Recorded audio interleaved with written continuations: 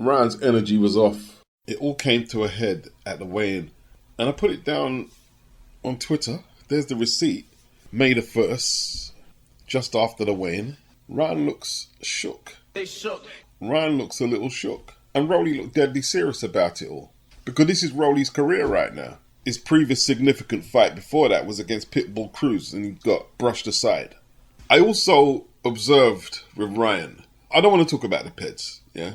Although that could come into it. We'll see how we get along if I have to mention the PEDs. Whatever influences he had inside him when he fought Devin, when he was shouting, screaming, being very belligerent and outspoken. How do you go from that to this, I'm a really calm, mature kid, this camp here? It's just like up, down, up, down, up, down. Where's the happy medium, I guess? And he looked flat against Rolly. Maybe it was the knockdown that set the tone for how he was to perform, barely throwing any punches. I don't know how they diagnose it. Bipolar, ADHD, whatever. Ryan's condition may have lulled Devin into a false sense of what was going on. He thought he was fighting somebody who didn't have their head screwed on. And he thought he was going to knock Ryan out. And he took a beating. And yes, Ryan got exposed for using PEDs. But I'm starting to believe that the actual PEDs only did so much for Ryan. My theory is whatever he was on, marijuana, alcohol, actually helped him get through the fight and scrape that win against Devin. He said he was high when he entered the ring, drinking and smoking Weed every day. He attended the ceremonial weigh-in with a bottle of beer in his hand. Or how he didn't test for weed and tested for all the other stuff, I don't know.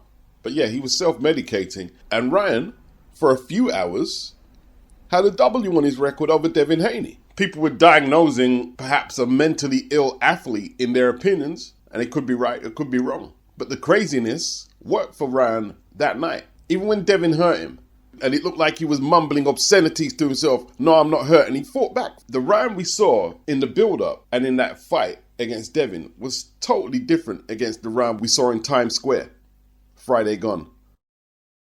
So where did that Ryan go? Who was this guy we saw on Friday? Well, he had to do regular testing as part of his suspension with VADA. So whatever benefits he got from the Ostarine, he didn't have that going into this fight here. Or at least they didn't catch him with anything. Also, the recreational substances he was taking. I've done a bit of drug counseling, and if he's just stopped cold turkey, oh, that could play turmoil with your mind. Dealing with substance abuse and then transitioning into this mature adult, it's not easy. It's not easy. And I could be wrong, but I believe a lot of it is to do with his recreational substance usage and perhaps his PED usage. There's an imbalance there. Because even after he lost, he just seemed to accept it. There was no real disappointment. I don't feel his heart's in boxing. And if he could do something else and make just as much money, he probably would.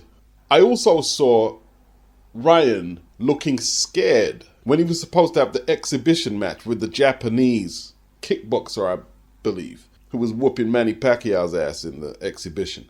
And at first, it looked like Ryan was going to go against Golden Boy's instructions not to take the fight. He was rebellious. Then after that press conference, where the Japanese dude wasn't having it, and you could see he was big and he shredded up, Ryan looked shook. When dude was stepping to him, he looked shook. And in the next couple of days, the fight was cancelled. All of a sudden, he's obeying Golden Boy's instructions. And I don't want to say he's cowardly, because he boxes. Don't want to say that. But I believe Ryan ain't prepared to push it to places where other boxers would. This was only his second fight with Del Boy James. I don't know how much training he's done with Del Boy. I don't know how the camp went. Some say he physically didn't look in the type of shape he should have been in. And they need to have crisis talks immediately. Either you bust your ass and put in the work, try to get back down to 140, because he's food at 147. He has no physical presence at 147 at all. While Rolly was just a mass of taut muscle who bossed every second of the fight from a physical perspective. Ryan didn't even attempt to engage Rolly in a battle of physicality. And mentally, well, I believe he checked out before a fight started. When I said he looked shook at the weigh-in. They shook. They sparred previously, and I don't know if it's just the sparring, but Rolly seemed to know that Ryan weren't about that life. Yeah, he looked flat. He didn't look like he was up for it beforehand. And I saw when Rolly stared at him at the weigh-in, he stared right through him. He couldn't intimidate Rolly. And for Ryan, a performance like that on the back of getting popped for steroids has prompted the pundits to say, well, he was definitely on something. Is this a guy that's not on PEDs? Is this what Ryan Garcia looks like when he's not failing drug tests? After this performance, it just brings all of that back. Because then you got to look at this like, all right, well, he had that stuff in his system last time, the Ostarine, the SARM, and he looked super good, like fast, explosive, powerful, dropping Haney like over and over and over again. Then in this fight, he looked like he couldn't crack an egg. So you have to bring that back into the discussion. Double left hook floored Ryan in the second, and Rolly just kept it simple, really, didn't he? Jabbed at the body, threw some left hooks, tried to put his punches together, and Ryan looked scared, especially after the knockdown, to let his hands go. He didn't want to get countered. He saw how high his right hand was for long periods of that fight. He didn't want to get hit. He didn't want to throw more than 2 or 3. Because when he got caught with the left hooks in the second, he leant back with his head in the air with his hands round by his midsection. Ryan has a good left hook, but you can't be relying on one punch to bail you out. You need more than that. And Rolly took full advantage of Ryan's lack of ring IQ, physical strength, and that he was mentally checked out. Good win for Rolly. On the course Ryan Garcia is on now, and I'm going to say everything I want to say and just get it off my chest and not beat around the bush. Ryan is on course to be one of the biggest hype jobs in boxing. 8 years a pro, hasn't won a title. His best win is now overturned to a no contest win. Golden Boy have been milking Ryan's fight with Devin like it was a legit win, and have shamelessly promoted Ryan as an elite talent on the back of that fight, at times attacking Devin Haney, the party who was wronged, like he violated Ryan. He loses to Rolly, who was destroyed by Pitbull Cruz. But in saying that, Rolly showed tremendous heart against Pitbull Cruz. He did. And he actually did better against Tank Davis before he was stopped than Ryan Garcia did against Tank. And hopefully Rolly can get a really good payday on the back of that win and a big fight. He deserves it. Never looked ruffled, never looked flustered, and his counter-punching was an unexpected addition that he brought to the fight and was extremely effective. Ryan could still have that Devin Haney showdown, and as disappointing as his performance was, it might actually build the anticipation for a fight with Devin, knowing that Ryan is also on the brink of losing his status as one of boxing's attractions after that performance. And Devin, well, they're saying that Ryan's ruined his career, that he'll never be the same. So there's a lot to play for both men. I would like to see Devin versus Ryan still. And even Rolly, he could have called out Devin. He said, no, let Ryan and Devin get their rematch on. That's what everyone wants to see. And I wouldn't be shocked to see Ryan's energy come back against Devin, where he's more energetic, where he's more in Devin's face than he was with Rolly. I wouldn't be shocked. And we'll have a fight and a good event on our hands. I don't mind Ryan stepping into that fight coming off a loss, and Devin stepping into that fight after an indifferent performance. I don't mind. And I'm bigger than the city lights down in Times Square. Yeah. I'm not sure how well this Times Square experiment was received by the New Yorkers.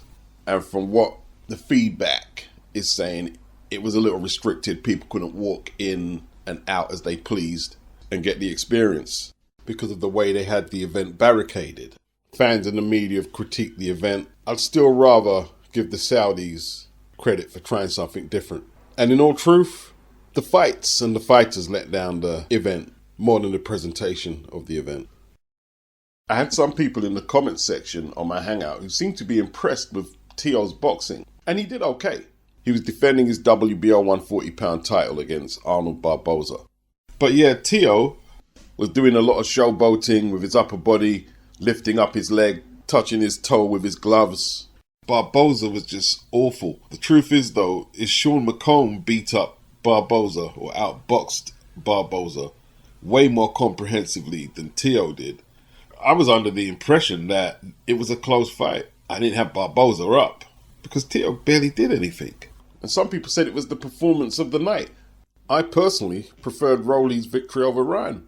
I thought that was performance of the night. There was no stage where Teo was like just teeing off on Barboza and Barboza didn't have an answer. Teo was picking a few shots here and showboating. He did the better quality work though.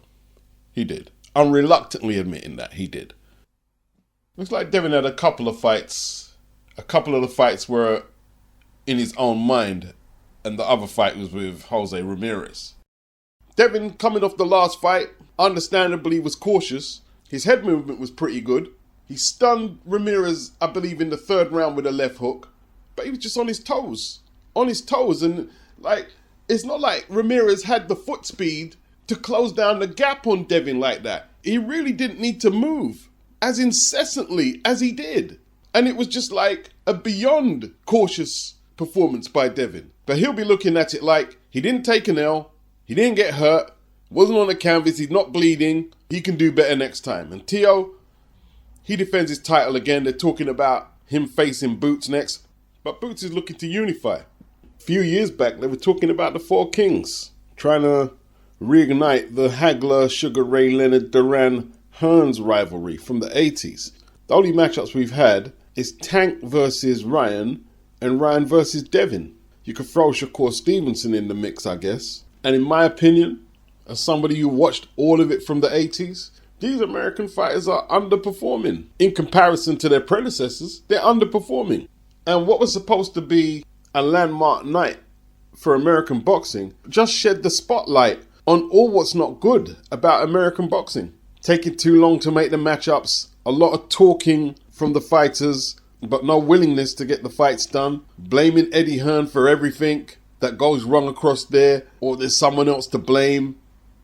This side of the street politics. Like I said earlier, the event didn't seem to go off as it should have done at Times Square. And there's just a bad energy about American boxing.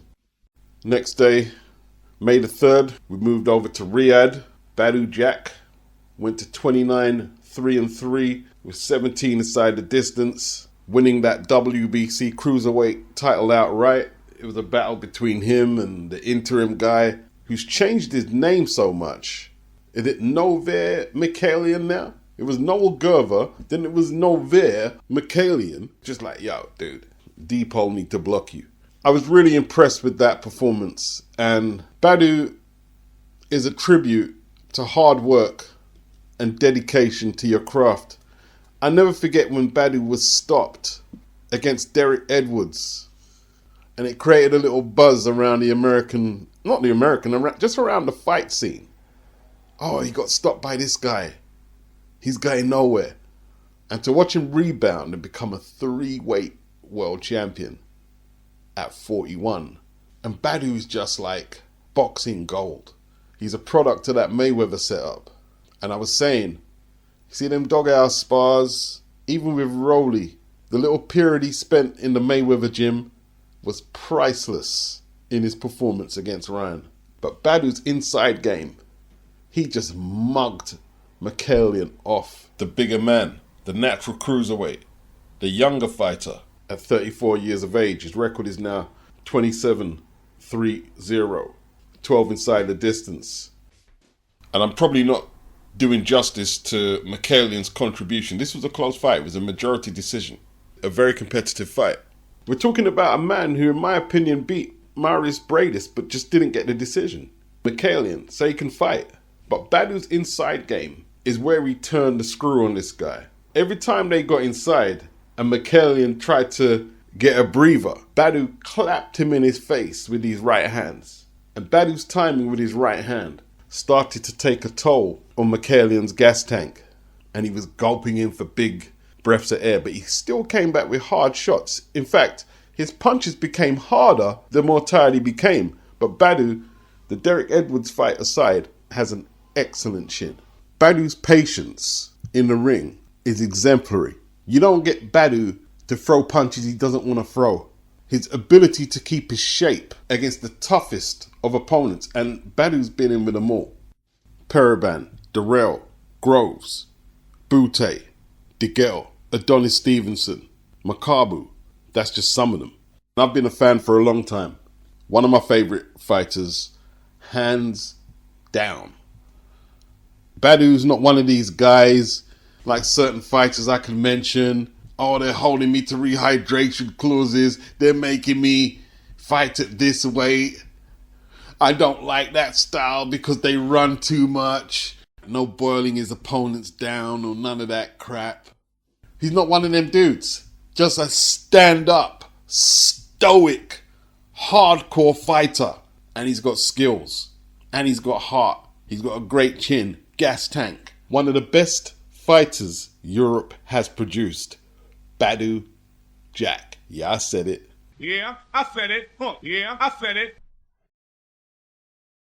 Jaime Munguia avenged his loss to Bruno SURACE, the Frenchman, with a points victory. His first fight with Eddie Reynoso. And he did a decent job, outpointing his light punching opponent who he was supposed to have no trouble with in the first place.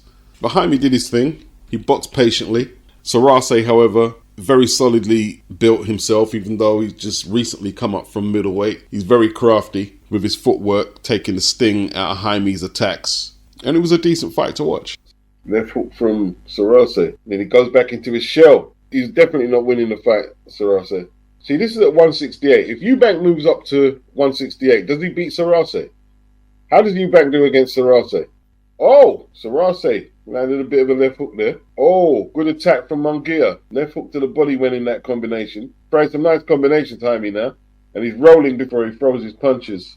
Jaime was ahead in the first fight, and he had SURACE down. Maybe he took his eye off the ball, and SURACE landed a punch that maybe 8 times out of 10, he wouldn't get the same success against Jaime. This time around, SURACE knew his role, and while he was semi-competitive, he was reduced to looking for a pot shot to replicate his success in the first fight, and that was never going to be enough. Jaime was the way more complete fighter.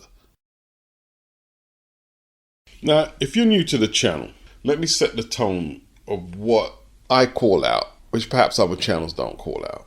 And I'm going to use Martin Bakole as my example. We first started talking about an Ajagba fight for Bakole last year, deep into last year. So that means if it's May now, Martin has had perhaps 5 months to prep himself and get himself into shape for this fight.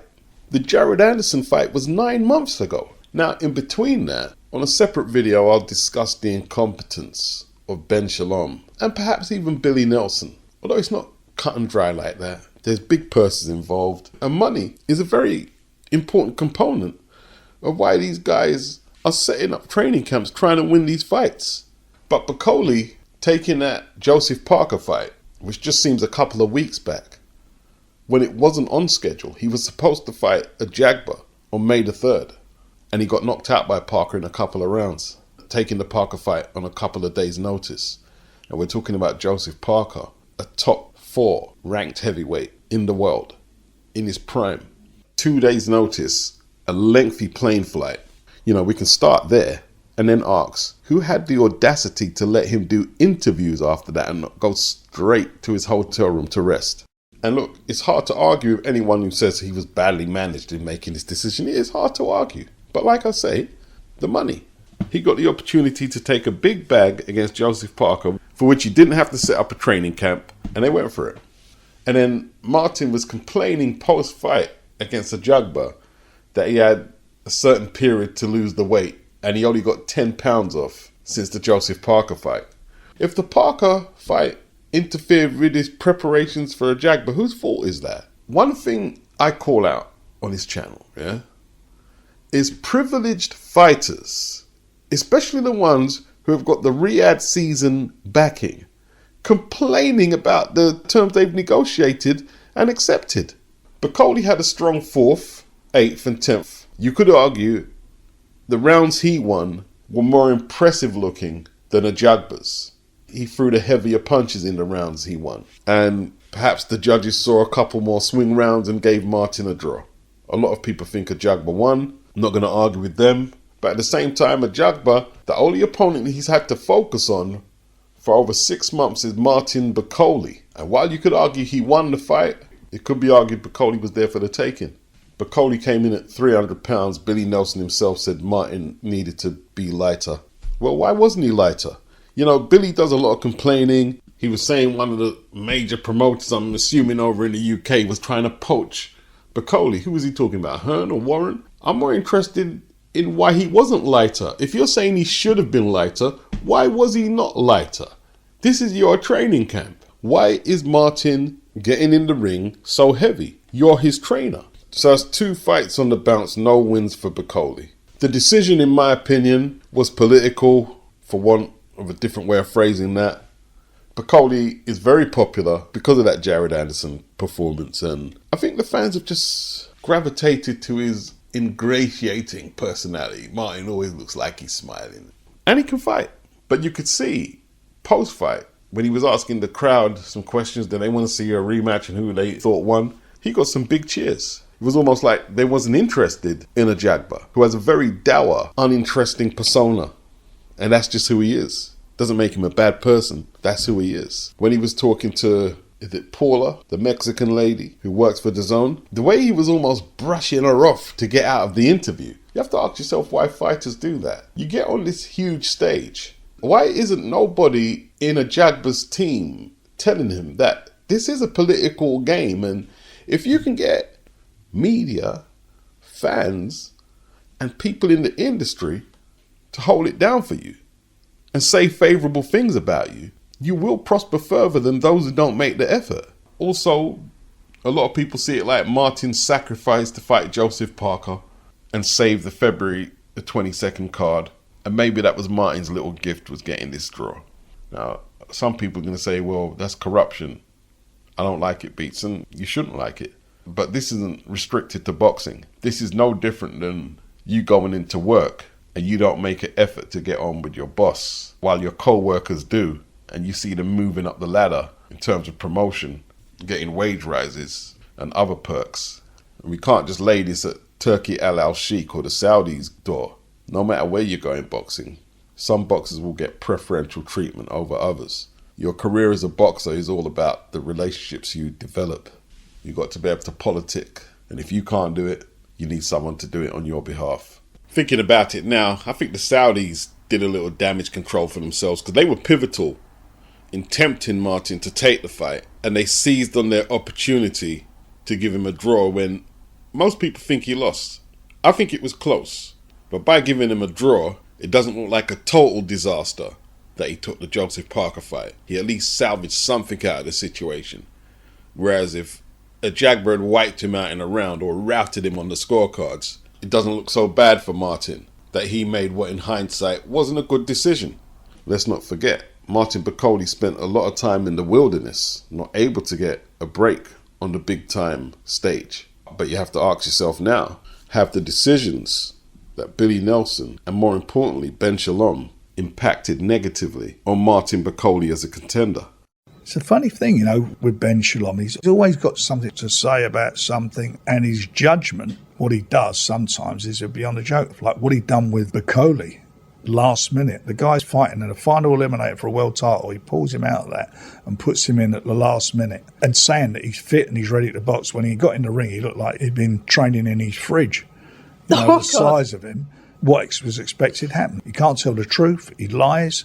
He lies about contract. What he says about me is irrelevant. One thing he is right about, though, I'll give him one thing he's right about. Yeah, of course, what we've done with Riyadh season has been brilliant. It's been brilliant for us. It's been brilliant for everybody involved who's been involved in it. And you know what? They ain't asking Ben Shalom to run the shows because he couldn't run a bath. And on that note, then, we're going to end on something positive. Big up October Red, but good luck finding the positive note to clean that one up. Frank said what he said and the damage is done.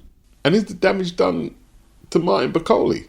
Has he been exploited by his manager and trainer? You know my take already. If you've listened to the disclaimers, you know my position. They're all at fault. Bakole, Ben Shalom, they're all grown men, but ultimately Martin's got to go in the ring. Martin's risking his brain cells, taking fights on a couple of days' notice. I mean, I've got to take it back a little to find a comparable situation.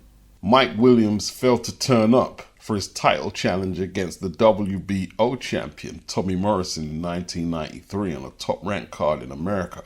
And they pulled this journeyman from out of his seat in the crowd, Tim Timashak, And he actually challenged Tommy Morrison on a couple of hours' notice or whatever it was for the WBO world title. Ask Bob Arum about it. But at least Tim didn't have to fly on planes and do media after that. Tim earned life-changing money at the time, and he wasn't jeopardizing his contender status because he wasn't a contender.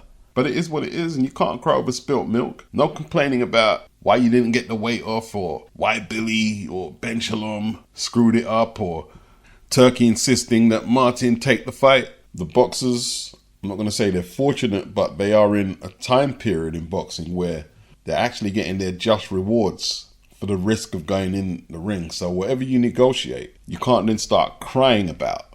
Now, Ajagba had a great third round, and I believe he lost his way in the fourth. Took a bit of a beating in the fourth. His nose was bloodied up and was getting hammered on the ropes.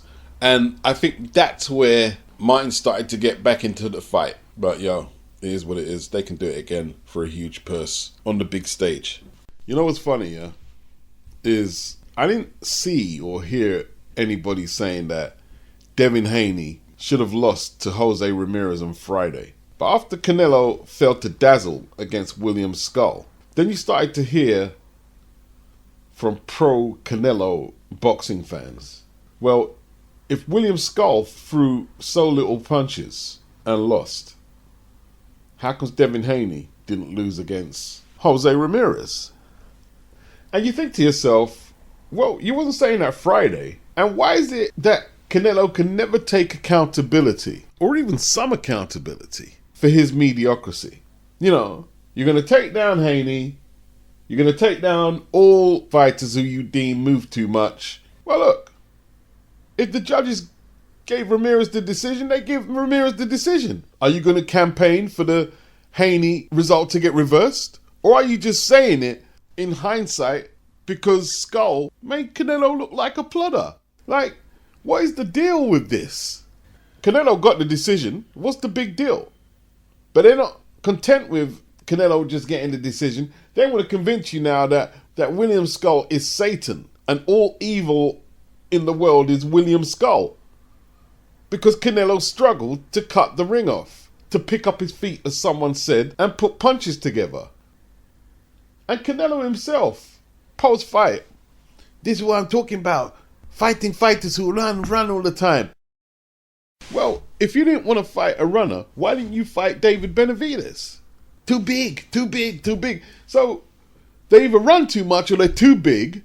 So there's always something wrong with the opponents. But Canelo can do no wrong. He said, Demetrius Andrade, you don't fight nobody, man. You don't fight nobody. Well, who did Scull fight before Canelo agreed to fight the Cuban? He said he don't like fighting runners like Scull. And his next opponent, Crawford, is a runner. Why is he taking these fights if he's so dead against fighting runners? So what, Crawford has to stand right in front of Canelo and not use his expected foot speed advantage. Loads of good fighters, Hall of Fame fighters at times, shout at their opponent and demand them to come off their toes, stand, trade. We get it. Is that what Canelo did against Triple G in the first fight?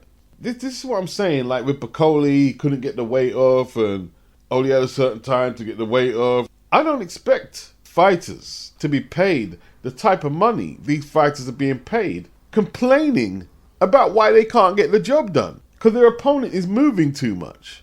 Oh, well, the rehydration clause is going to be too much for them. Getting their excuses together in case they lose. How lame is that? Crawford is moving up. Literally from 147, he's had one fight at 154. One. He's older than Canelo. Canelo's naturally bigger. You don't have enough advantages without crying about Crawford potentially moving around the ring. You know, Canelo or Eddie Reynoso, they could have called me up and asked me, will William Scull stand toe-to-toe and bang with us? And I would have said no. And I've only watched him fight once against Shishkin.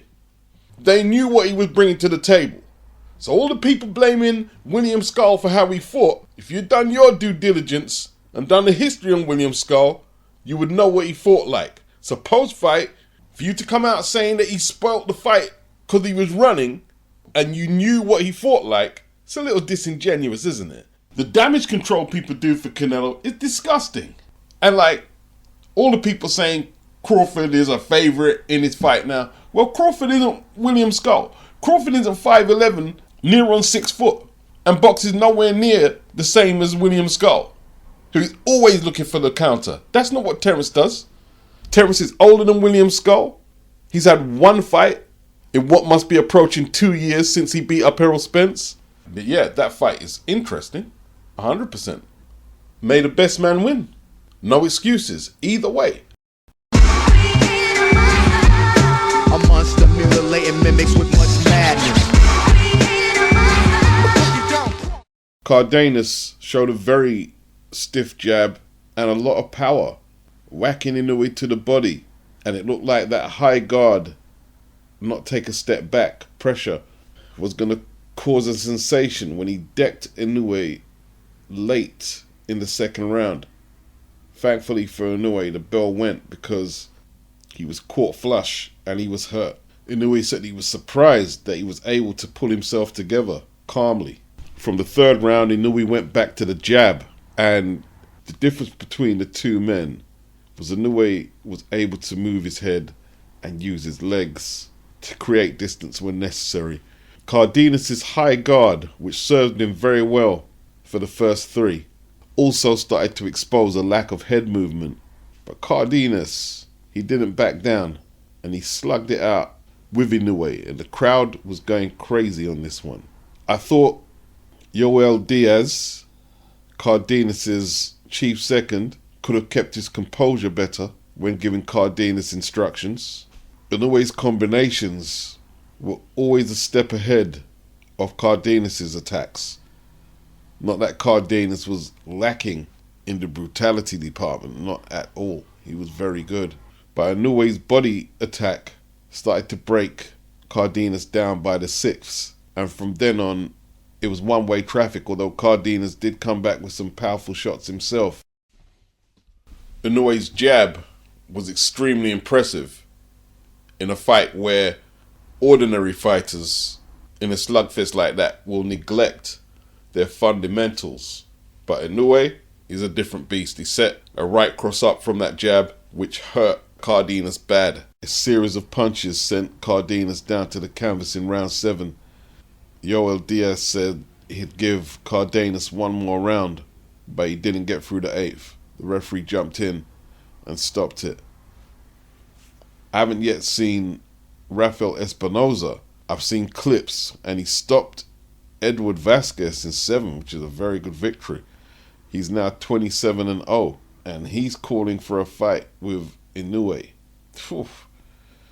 Can Inoue go up to featherweight and beat the likes of Espinoza? If he takes that challenge, win, lose or draw, he'll be challenging for a belt in his 5th weight class, and it's an extremely dangerous fight. You'd have to give it up to Inoue for taking it. I'm just going to give you my take, because the Inoue performance is actually split opinion. Some are saying he's getting put on the canvas. He's obviously not that good. Second time he's been put on the canvas at super bantamweight. Obviously I'd reply and say 4-weight world champion, 2 of them weights undisputed champion, has been fighting world title fights for now 11 years, and he's undefeated. In your 4th weight class, surely it can't be uncommon to go on the canvas in your 4th weight class at world championship level. And if he goes up to featherweight, there's a good chance he gets knocked out. Does that mean that he's not a great fighter? Well, you know what I'm going to say. The man is a modern day great. By the way, Luis Neri is a noted banger at the lower weights. Inoue had a fractured eye socket against Daenerys and still saw it through to the final bell and won the fight. How many fighters do you know who get their eye sockets broken, manage to carry on, and still win the fight? If this was the old days, Inoue would get nothing but adulation. You know, the only thing you might not get adulation for, if he was fighting when Rocky Marciano was fighting, they'd be looking at his unbeaten record and say, why are you unbeaten? If you're unbeaten, there's got to be something wrong. They want to see you have some losses back in the old school and come back from the losses. But now, you got a loss on your record. They're questioning your manhood, your whole resume over one fight, making memes and stupid video titles, the lot. You know what impresses me is someone who gets hit as hard as that and they don't let it change them. They're still looking to knock you out. Now go fight Akbadaliev and prove everybody wrong that you aren't running from the smoke.